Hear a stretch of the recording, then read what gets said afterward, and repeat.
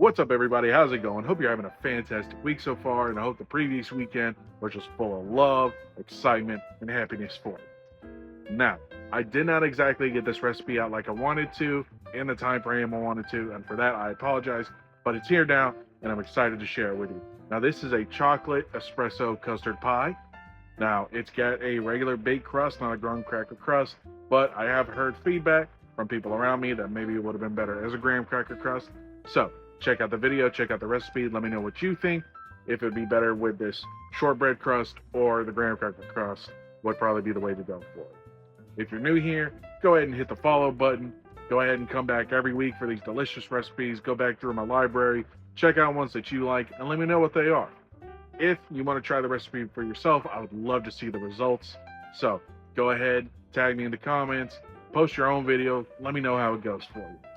As always, I appreciate your time, and I will see you again next time.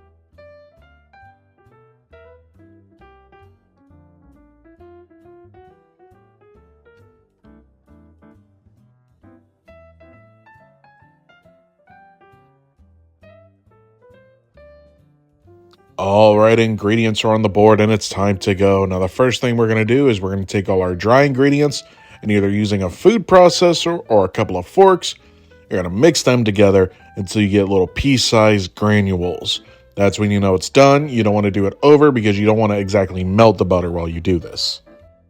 Doing it this way keeps your crust nice and flaky. Now, the next thing you're going to do once everything's mixed up is you're going to take your cold water, mix it in until everything is just mixed. You don't want to overwork your dough. Again, you don't want the butter to melt. You just want it cold enough to stick together.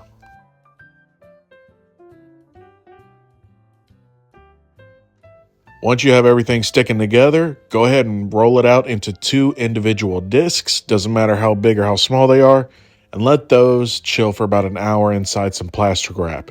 Either saran wrap or a plastic bag, whatever you have, use it and keep it chill.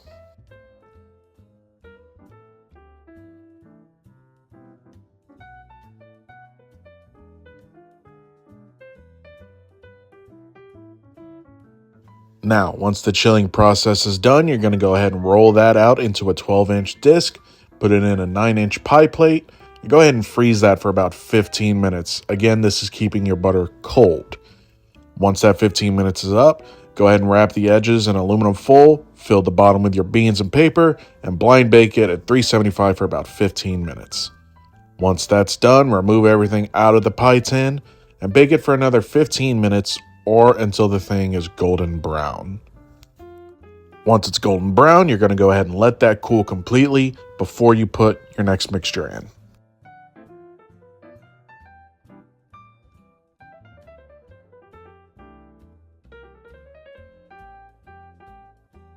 Now for your filling, it looks like a lot of ingredients, but this is actually really simple. First thing you're going to do is you're going to take your dry ingredients, go ahead and throw them into a large pot and leave them there. Dry ingredients being your cocoa, espresso, sugar, and cornstarch.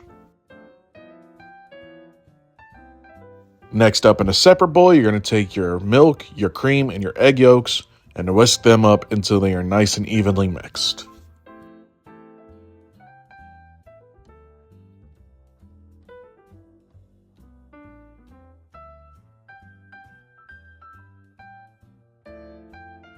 Once your wet ingredients are mixed up, you're going to go ahead and gradually introduce those wet ingredients to your dry and mix them in until everything is fully combined.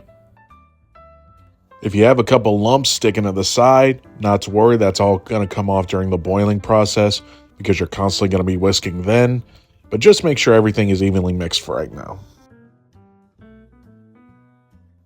Now, once everything is mixed up, go ahead and put your heat on medium to medium high and go ahead and begin to let that heat up. While whisking consistently, you're going to want to bring that to a boil. Now keep an eye on it because once it starts to boil or once it gets close to boiling, it's going to get thick and you don't want it to burn. Now once it does boil, let it boil by itself for a minute and then immediately pull it off the heat. Once you do, you can add in your chocolate, butter, and vanilla and go ahead and mix those in until they are completely melted and well combined.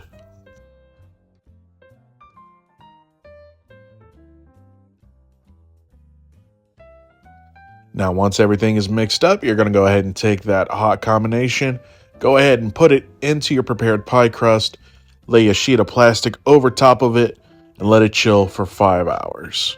Now, you want it right on the custard mixture because you don't want it to develop a skin as it chills. Once the 5 hours is up, you should have something beautiful and rich. I decided to make some whipped cream and decorate my pie with it. Now, it is a little lacking. I'm still working on decorating, but there's a reason they call me Rough and Ready.